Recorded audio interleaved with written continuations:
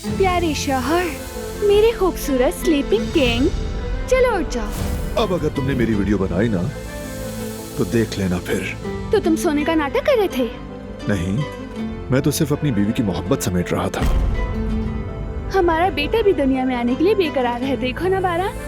हमारी पूरी फैमिली बेसब्री से मीरान का इंतजार कर रही है। तुम जानते हो, तुम्हारे साथ वक्त गुजारना मुझे बहुत अच्छा लगता है और वक्त भी जल्दी गुजर जाता है और दिल को भी बड़ा सुकून मिलता है। क्या आपको लगता है कि इसका शायद से कोई ना कोई ताल्लुक है? उसी जगह पर फौरन पैसे लेकर आ जाओ। क्या मैं कोई बैंक हूँ? हर वक्त पैसे कहाँ से लाऊं मैं? ज्यादा मत बोलो और वही करो जो कह रहा हूँ, समझे? सुना है अमेरिका जा रहे हो? बारान, 1 मिनट बात तो सुन लो।